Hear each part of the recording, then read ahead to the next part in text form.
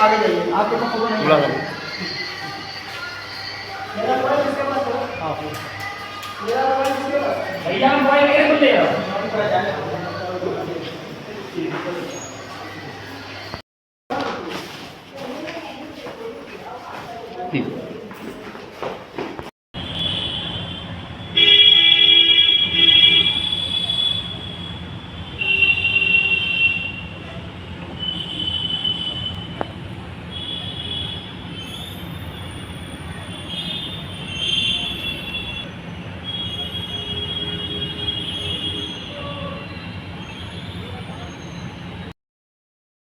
क्यों बात नहीं बात?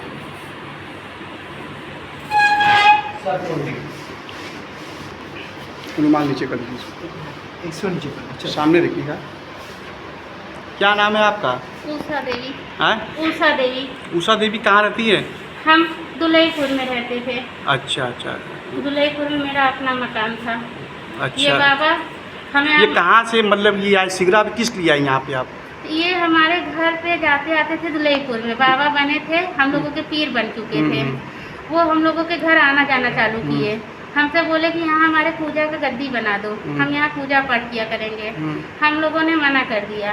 तो उसके बाद ये हमारे घर आना जाना चालू किए, मेरे पति के रहने में। फिर मेरे पति के ना रहने में भी आते जाते थे। मेरे पति को बुरा लगता था और उस समय भी ये हमें दवाइयाँ देते थे। मेरी हालत ख़राब रहती थी तो मुझे सुई दवाई देते थे और कुछ खिलाते पिलाते थे, जिससे हम होश में नहीं रहते थे, नशे की हालत में रहते थे, हमेशा नींद में रहते थे। और पता चला कि ये सब मेरे साथ गलत कर रहे हैं। जब होश आता था तब पता चलता था। और अब ये हमारा बस अपने बस में रखते, ये जो बोलते हैं हम वही बोलते हैं। डॉक्टर नईम कादरी हमसे जो कहते हैं हम वही बोलते हैं। इस समय वो हमसे कुछ भी कहेंगे हम उन्हीं की तरफ से कहते हैं। फिर क्या हुआ? मौलाना साहब क्या किया? मौलाना साहब के लेके वहाँ से जब दुलईपुर में मैटर उठा तो वहाँ से बाहर, इनके आने जाने से बाहर में गाँव में बहुत तरीके की बात उठी कि ये औरत सही नहीं है। कुछ लड़के बाहर के बैठने लगे, बाहर के लड़के बदतमीजी करने लगे। हमने अपने भाइयों से कहा कि ऐसी ऐसी बात है। मेरे भाई और डॉक्टर नईम कादरी आए थे वहाँ पर, तो डॉक्टर नईम कादरी को भी खड़ा करके गाली गलौज हुआ था वहाँ पर। उसके बाद उन तीनों लड़कों को हम लोगों ने भेज दिया थाने में और डॉक्टर नईम कादरी और हम सभी लोग वापस चले आए। उसके बाद से फिर ये हम लोगों के साथ आना जाना रखने लगे। फिर मेरे पति ने इनके खिलाफ फिर एक्शन लिया। उस समय भी ये अपने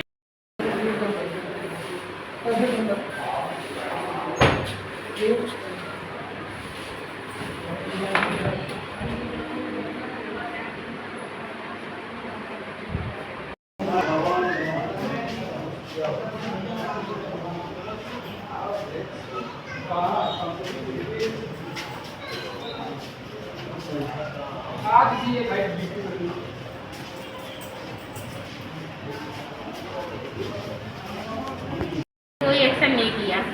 और फिर उसके बाद मेरे भाइयों से रिश्ता ख़त्म करवा दिया। आज 5 साल तक मेरे भाइयों से कोई रिश्ता नहीं था।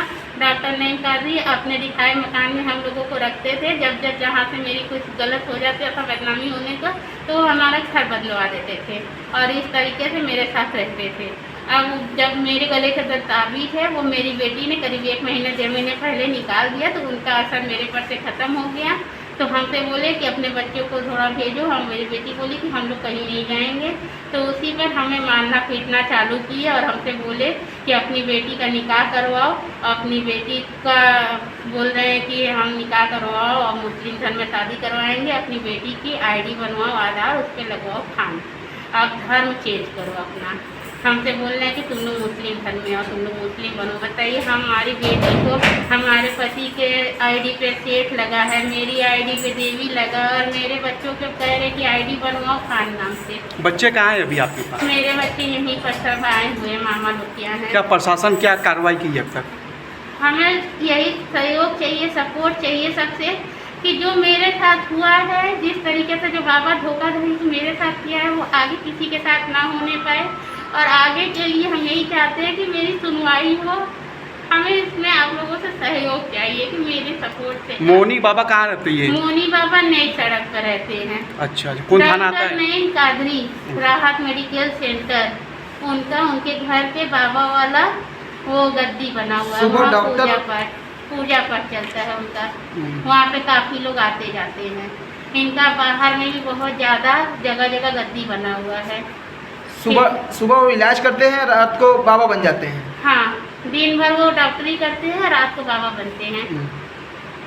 तो प्रशासन क्या हुआ, कोई कार्रवाई की अब तक? नहीं तो प्रशासन क्या करेगी, अभी तक तो अब केस करवाए हैं, अब जेल में बंद हैं, देखिए क्या होता है। अब अभी तो सारे रिपोर्ट तैयार हो रहे हैं, बन रहे हैं। भाई मेरे साथ गलत किए, हमें मारे पीटे, मेरे साथ संबंध नहीं बना सके तो मुझे मारे पीटे। मुकदमा कागज कॉपी भी जाने के बाद मिलेगा, मेडिकल जा रहा है उसके बाद मिलेगा। कल 164 का बयान है, 164 के बयान होने के बाद होगा। ठीक है, इनको छोड़ा जाए, इनका मुकदमा हो गया। कॉपी आप संग संग मत रहे।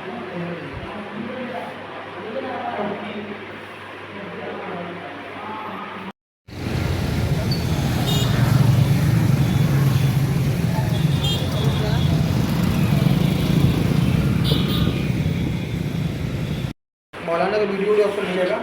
जो वीडियो फुटेज आपके पास है सब इनको दीजिए, ठीक है। कहाँ गई मैडम? सर, ये एक धर्मांतरण का मामला आया है सामने। किस तरह का है? थाना सिगरा बताया जा रहा है। पीड़िता की तरफ से क्या शिकायत है? अभी तक क्या कार्रवाई हुई है? ऊपर करो यार। देखिए, इसमें थाना सिगरा कमिश्नरेट वाराणसी पर एक तहरीरी सूचना प्राप्त हुई। इसमें ये आरोप लगाया गया है कि एक नईम कादरी नाम से एक व्यक्ति हैं जो एक दवाखाना चलाते हैं। इनके द्वारा एक पीड़िता की बेटी जो है उनके साथ में निकाह करने का जो है नाजायज दबाव बनाया जा रहा था। इसी के क्रम में उन्होंने ये आरोप लगाया है कि उनके साथ मारपीट भी की जा रही थी और जान से मारने की धमकी भी दी जा रही थी और इनका धर्म परिवर्तन कराने का भी जो है दबाव बनाया जा रहा था। इसी के क्रम में थाना सिकरा पर मुकदमा पंजीकृत किया गया है। इसमें अभियुक्त को गिरफ्तार करके अपनी विधिक कार्रवाई की जा रही है।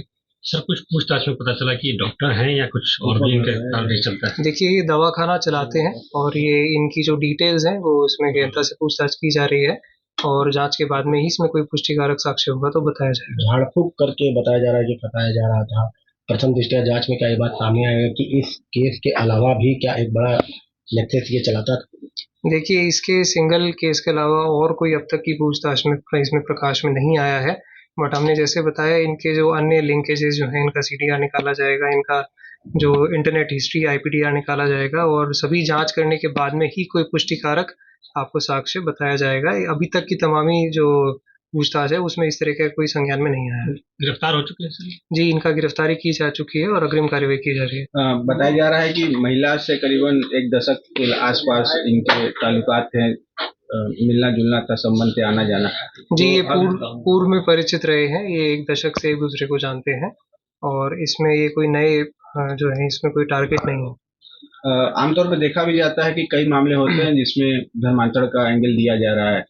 अगर शिकायत में कोई झूठी बात निकलती है तो क्या इस दिशा में भी कार्रवाई हो सकती है?